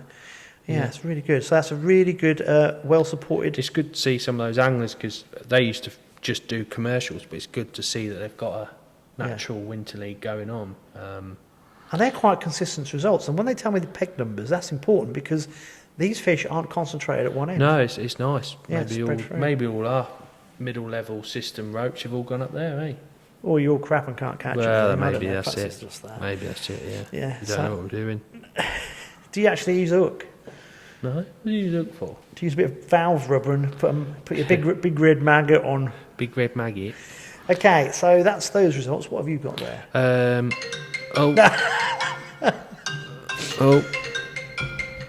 Was that Gav right? No, it's my accountant. That means she wants all my books in. Wonderful. That's another whole day's work. Don't go there. Right, so Ramsey and District. Pretty much one venue they fish is St Mary's, especially on a Wednesday. So we'll start with a Wednesday.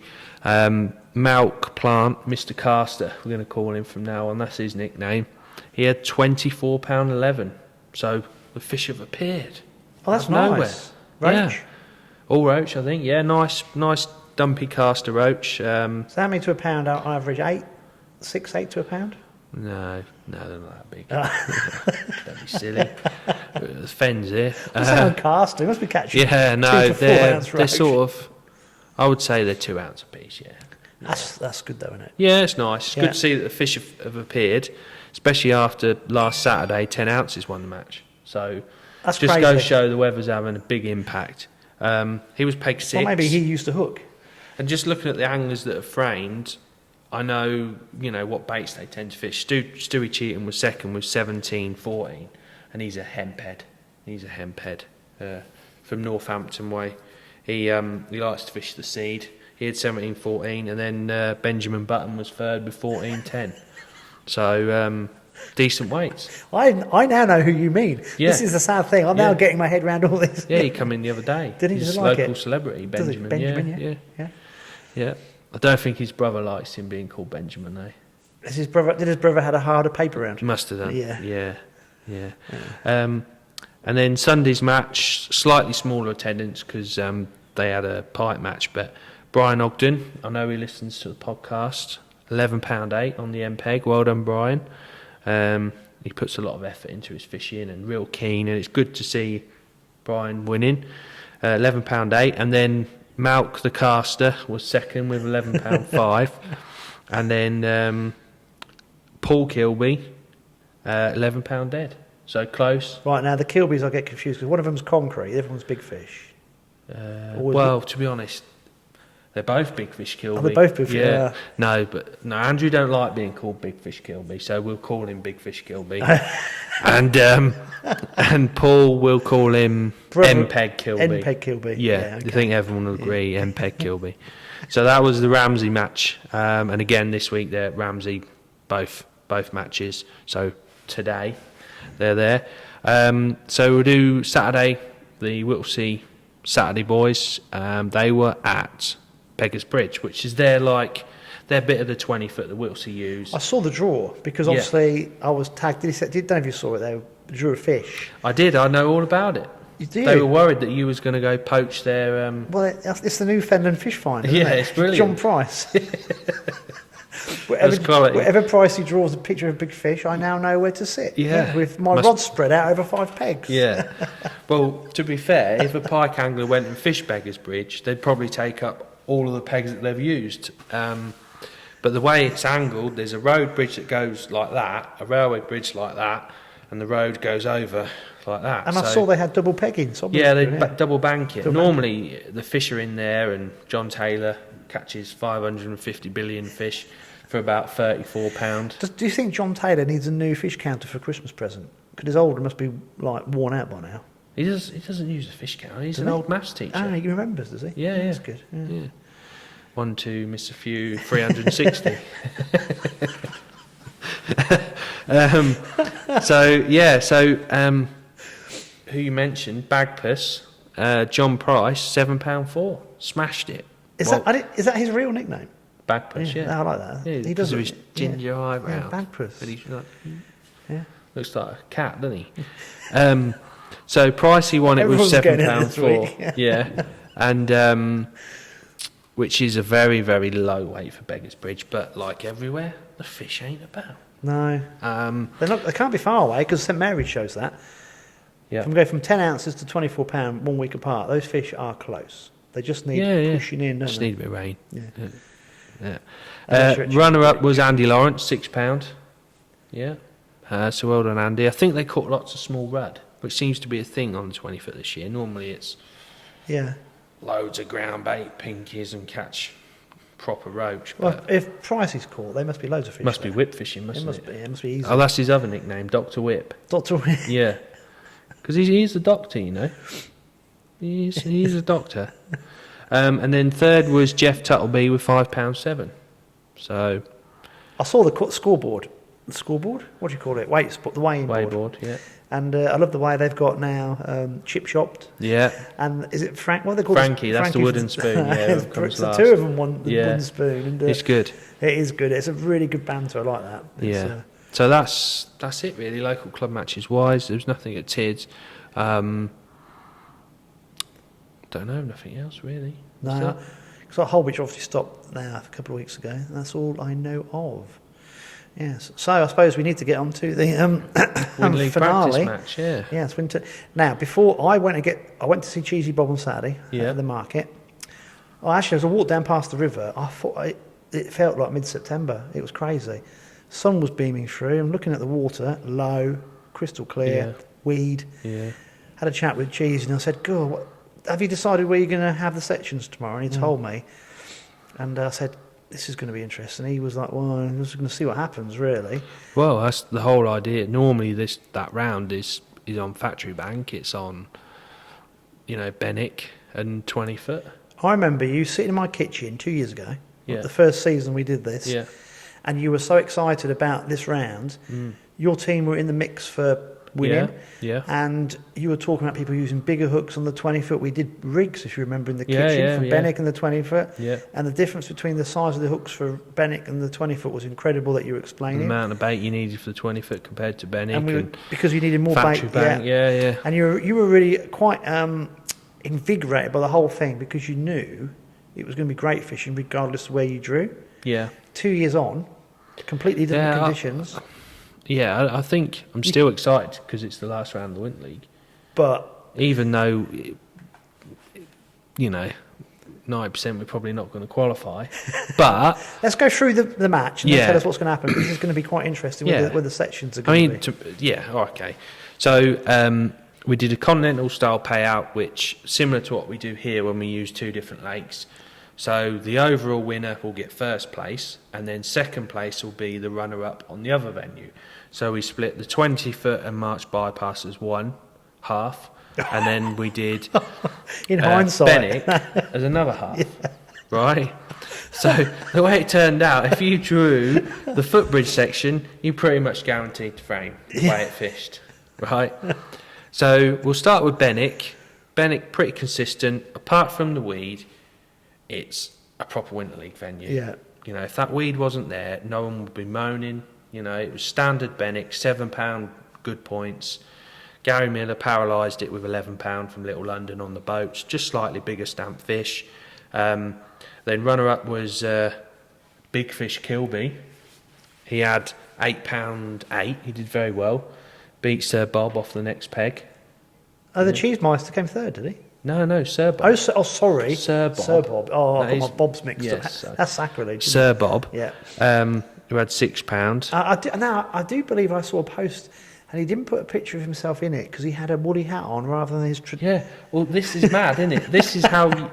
Honestly, I walked up to Stephen Slater, who was on the next peg to him. I said, "How's Bob got on?" He went, "Who?" I said, "Bob Nudd next to you." He went, "Oh, is that Bob? Is it?" And he didn't even know it was Bob Nudd. Because he didn't have his white hat on. Must be. You see Bob with his white hat on, you know, oh, that's Bob Nudd, isn't it? Well, even the boaters know. You sit there and you can hear them going, "Oh, look, there's Bob Nudd, there's Bob Nudd." Even everyone knows Bob. Now you see, he needs to put a picture of himself with his woolly hat on, Yeah. so people recognise him. Well, You can't just rely on the white I hat. suppose it's like these footballers and stuff like Or that. does he need a when they mix? go into society, or the society, they go in disguise, and that's Bob. He just puts a normal hat on, and no one recognises him. I think there is a market for the Bob Nudd white thermal hat. White thermal, The peaky thing he has, the Peaky Blinders. but it needs to be a thermal. He'll only buy it, but he'll need loads because Yeah. obviously they'll get blown off in the wind. So Benwick £11. Benwick's okay. Big Fish Kilby had £8 of small fish. Yep. Well done. He's a boy. They walk past him. Any good?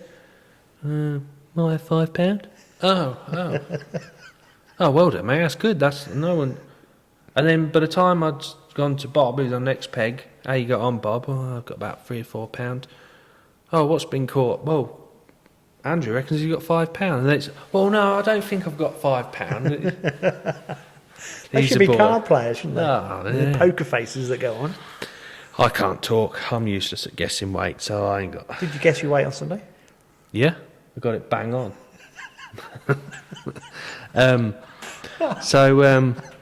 Andrew Kilby was second with £8.8, and 118 had 12,000 fish for £7.8. Now you confused me because we were talking about Benwick. This is Benwick. You said Sir Bob was third. No, he wasn't. He was next to him. He had £6. So Big Fish Kilby was second. Second on Benwick. Yeah. Yeah. So in the continental payout, he was Oh, I got you. fourth.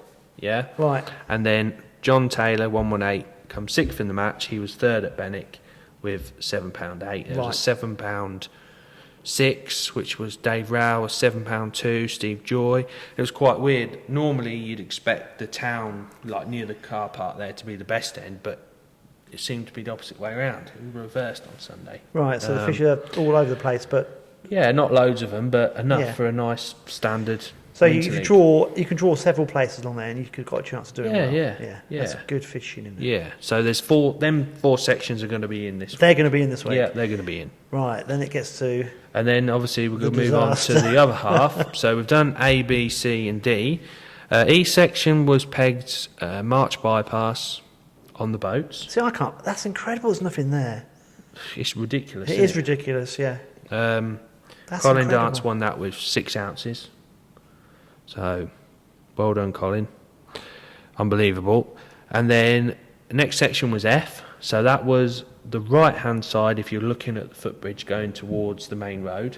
If you're part, On the bridge. road. Yeah, Look on at the the road. road, yeah. So basically they were all blanking after so long, and then after like 40 minutes he caught, then he caught, then he caught, and he caught. And I think poor old Matt Page, I can't believe he didn't catch tench, had £2.3, and he caught with about an hour to go, I think. and he was the end peg. Was He was the MPEG furthest away. Freddie Spencer drew next to the bridge. He had £16.8, and Meansy was the next peg. He had £17.8, I think. Then it went like £10, £8, £6, like just Wow. yeah. So that's not in next week. That's Ooh. not in. No.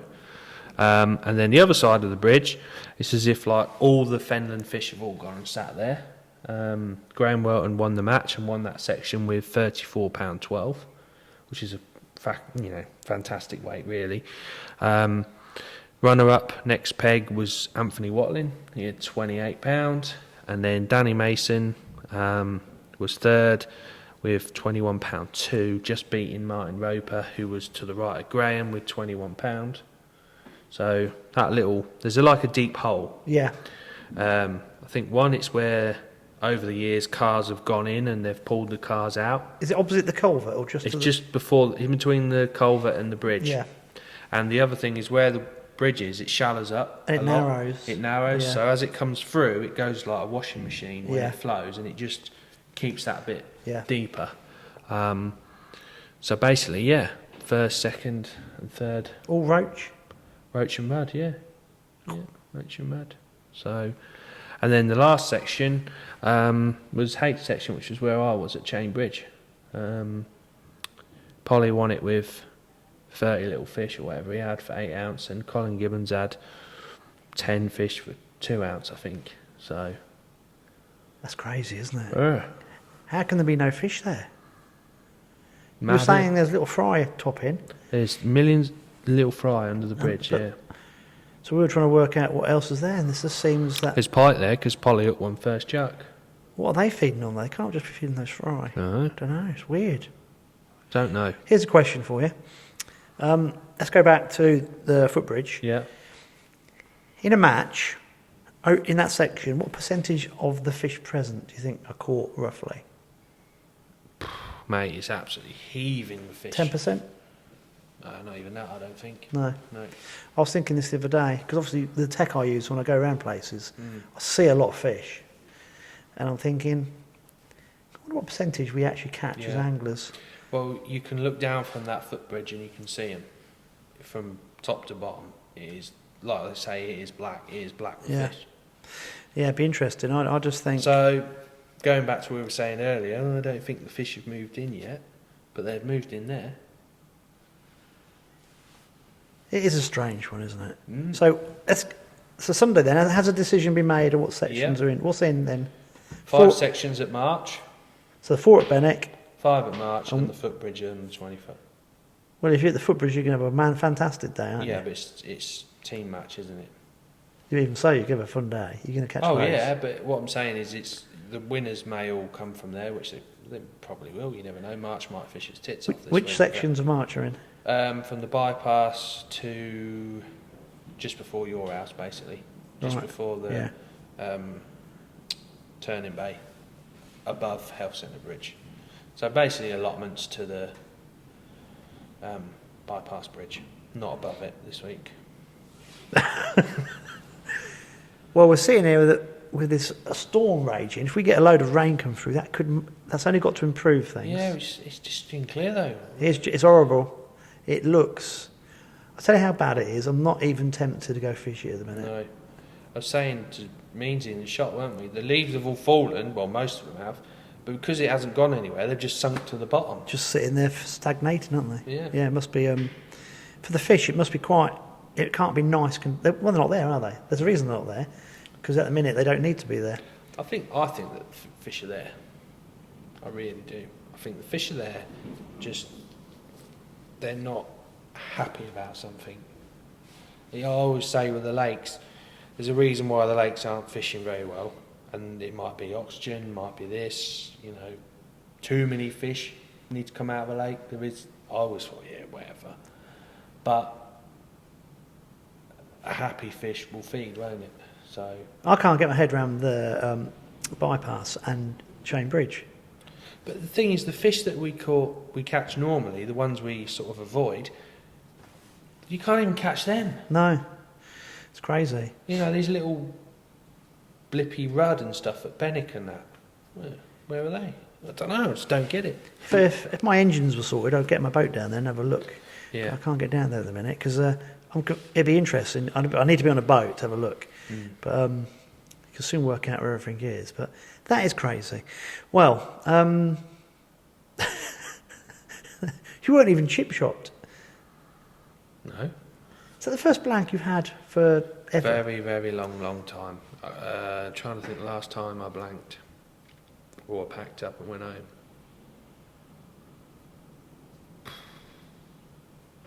Don't know. I drove over Cambridge on Sunday because I didn't see a van. No? What time did you drive over there? I went to Mum and Dad's about midday. I was about packing up then. And it was horrible.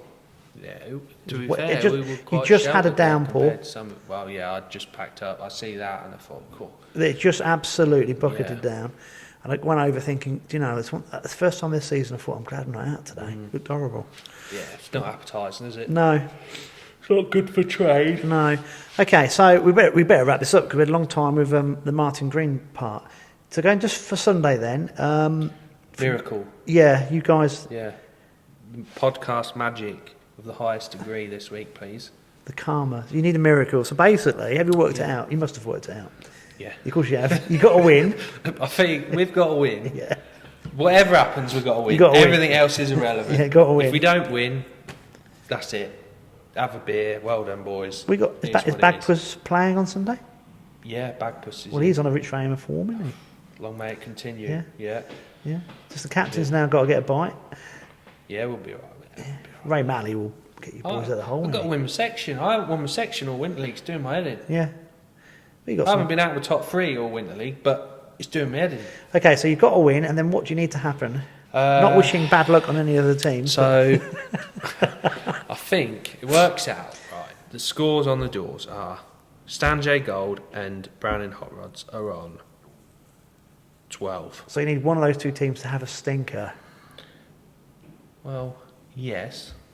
Right, what we need is us to win. Yeah. One of those teams to come second. Yes. And then The other one to get a stinker. third needs to be Image. Oh. Because we will tie on points with Image, but we have a better accumulative points difference. An Imager are one that they could. So those 3, it's real tight between them. We're just, What about if one of them, if Stan J or Hot Rods come fourth, is that good enough if you win? Yeah. Oh, No. They got to come fifth. Have they? They've got one of the. If Image comes second and we win, we can't qualify. Because unless Peterborough come, do you know what I mean? Unless Peterborough come or Mark One White or whatever. So yeah, all we've got to worry about is So just you got to winning, win. and then Stan J or you Hot never Rods have ever got to know. come second. Image has got to come third. and then anyone else fourth. Anyone else fourth. And then, Or we win and Peterborough comes second. Thank you very much. yes. Is that So yeah. Yeah. So they won't be getting the hot rod bait this week. They'll be getting the tackle and baits bait this week. No, So we don't do basically, that. all these teams are they're getting their bait from Tackle Bates. Got no chance. Tim's out. They're already sorting out the bait, is he? Yeah, he's leaving the Stanjay and the hot rod bait out. No, we don't do that. We don't do that. So Well, I'll tell you what. It's been a different winter league this season because it's just the fish haven't been yeah, there. I know. Someone messaged me the other day and said, "Oh, we're coming up with qualified, blah blah blah," and I'm like, "Oh, it's not fishing very well, mate. You know, blah blah blah." And I've worked out what I've caught up until this week with this week as well. I think I've averaged like still £10 over the 11 matches. Yeah. So, do you know what I mean? It's not. No. It That's just not to be sniffed at. I think the match fishing locally has been a bit spoiled for two reasons. One, the last 3 or 4 years in particular, there's been a lot of fish pushed in because we had a lot of mild, wet weather in October and probably back end of September, which has made a difference. And two, me and your dad were talking about this last week. A lot of the matches are pegged in areas where there's lots of fish. It's not pegged old school. No. So old school would have been just long lengths of drain pegged, and a lot of these stretches are devoid, and you have to winkle out a Tommy Ruff or something to get points. Yeah, the old school used to be able to catch £2, £1. Yeah. Do you know what I mean? But now it's either a lot of fish, a bit like just look at the 20 foot. It's feast or famine. Yeah. As simple as that. So it's interesting how it's. Personally, I think it's better because the reason I stopped match fishing was I think I told you when I was 17, 18 on the Trent, Division 5 national for Wiz Beach, and 50 odd anglers out of 80 blanked in my section, and I could have caught some little tiny minnows, and that's what I should have done, but I didn't want to. This was in the 80s. I want a chub, and I was going for the section win or high up. I want a chub. And that's how I was, brought up to do it. But it's different now, and that's why I stopped. So match fishing these days, I think, is better, as in it gets more fish in your net because of the way it's pegged and the fisheries that are being fished. But when it does go hard, does it make it harder because guys aren't used to scratching? Don't know. Different. It's a mindset, not the ability. Yeah. Isn't it? It's difficult. Last thing, Welland's got some fish in it. Town Welland, isn't it? Yeah, a few. Are they? They're in pockets again. I don't think there's that many in there. I saw a post. Someone has. I think. Was that a one-off? I've seen a couple of posts of people catching, which looks fantastic, but again, I don't think there's hasn't spread pushed. out. Yeah, hasn't and pushed them. that venue needs rain. As Yeah. soon as we get rain, then fish push in there. Yeah. It'd be interesting to see how the Glen's going to fish because that's a bit more consistent than the Welland. The Welland is, £40 or not a lot. The Glen is a beautiful river. Yeah, it's stunning, isn't it? I love the way it meanders. Yeah. I always think it's sort of March but deeper and Yeah. always flows one way. Not wishing to be negative, that's the first river I saw pike being taken out of. Yeah. It was really early 2000s. Yeah. I won't bore you now, No. but oh yeah. Have you been fishing anywhere, Andy? Have you caught anything decent? No?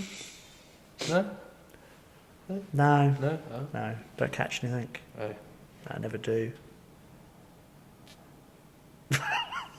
No? Okay. Yeah. Yeah. No, we're not going to go there. No. Never catch anything. Oh. It's hard being a pike angler, isn't it? Well, yeah, don't catch anything. No. Just keep going and trying. Yeah. Just keep putting them in your net. You big do or realise I'm small? editing this, don't you? Oh, yeah. No, never catch anything. Right, what we've got to talk about next? That's it, isn't it? It is it. Finished. Good luck to everybody on Sunday in the Winter League. It's Yeah. been really nice watching from the outside in. Yeah. Good luck to all our teams. Obviously, Tackle and Bates, you do need a podcast. Touch We wood. need more than podcast magic, You mate. do, Yeah. yeah, we do. You do need something, but I think it's just been. It's always a really well fought competition, and it's so close. It's great. You've got Oh, a it's lot, mental. lot of good anglers involved in that comp, haven't you? Yeah, and it's the amount of effort that all those anglers put in and time and Yeah. hassle from the missuses and Must I be. mean, I don't know how many. I can't sort of speak for all the other winter leagues, but our winter league, there's people going in the week practicing. Yeah. and it's just a shame that there isn't more teams qualify from our league, because it's an 80 peg winter league. It's not teams of 6 or whatever, and there's 12 teams of 6 and 4 teams qualify. It's even if the final wasn't local, it still would be the same winter league. You know, they'd still want, you know, there's all very capable teams in our league. It's just a shame that only 2 qualify for the final. You've got the Peterborough team that are new in this year. Yeah. And, you know, I bet the Boston District boys are listening keenly. Yeah. I mean, there is an argument, if you can get that to 10 teams. Yeah, but how many is it, 9? Teams of 10. There's 8 teams of 10. But if you had another couple of teams, that's a really big. Yeah, but, and then the Angling Trust organisers they'd have to go. I think if there's another team, then another team. If there's 9, you get an extra place in the final type of thing. They'd have to. But it's just, some of these leagues are all on commercials, and they're not really that bothered about the Winter League final as such, if you know what I mean. When it comes to, they just find 6 anglers to fish that, and these are proper teams. Yeah, these are 10-man teams, go in the week practicing, have team meetings, and it's good. Serious about it. And even if the final was wherever it was, it'd still be the same league. And do you know what the size it is now? You should have 3 teams go through anyway. That's what we're saying. Yeah, it's a shame. You should. Isn't. Yeah, not because we're probably not going to qualify, got nothing to but do with it's Tackle just Bates. just the way the league is. And Got the so many effort anglers. we put in. You're right. It needs 3 teams being rewarded. Yeah. Who do we write? Who's our MP we write to? Don't know. I think they've tried before, but that's the Angling Trust rules. So that's. But surely it goes not said. It's not just. It's the size of this winter league is amazing, and just look at the calibre of anglers and the type of anglers you've got in it all the time. Yeah, it's especially fantastic. when some of the leagues have like floater teams in. So you know, maybe an option, so we did get another team qualify, would be to perhaps have we have like an odds and sods in the teams of 3, and then have an odds and sods team, so there's an extra team in the league, their points don't, just see what I mean? So it's like a bit of maybe that might be something we consider, or maybe making smaller teams, but then I don't think it will give us an advantage of having an extra team in the league. I think you've got the setup you've got at the minute is perfect. If you have another team or 2 join in, maybe the fact there's only 2 places makes it so much more competitive. I don't know. Yeah, but you think of all the calibre of the anglers you've got, if you had 3 teams going through, you've got in that final, it doesn't weaken the final, it strengthens the final. Oh yes, definitely, yeah. Every team that gets through from your Winter League, this regional one, strengthens the overall Winter League final. That's the thing. It doesn't deter, does it? It actually makes it stronger, and that's the argument for having a 3rd team go through. That the quality of the angler is amazing. And like you said, the time, effort that everyone puts into this, because this is what I'm doing. I do the lure comps. You go practice before you have to. You have to practice. There's so many variables involved, and when you've got 10 guys in a team, you need other guys practicing to feed back into that machine, don't you? So everyone knows what they're doing. Right, we were going to end, but we extended it. Yeah. Right, good luck, everybody. Good luck, everyone. The weather looks crap, but we'll see. We'll see what happens. Hopefully we get a bit of extra water pushing extra fish into these harder sections. But, good luck, everybody, and we'll bring you next week Tales of Woe from Tales from the Tackle Shop. Well, it is what it is, isn't it? Pressure's not on us at the minute. So. I'm sure Gav Wright will be messaging me straight away. He won't be there. No, he'll He's probably bottled it now. It's gone cold, isn't he? He'll be holidaying again in Coldham. He'll be all right. Turkey, yeah. Right, we're going to wrap it up. This has been Tales from the Tackle Shop, a Fenland Fishing TV production.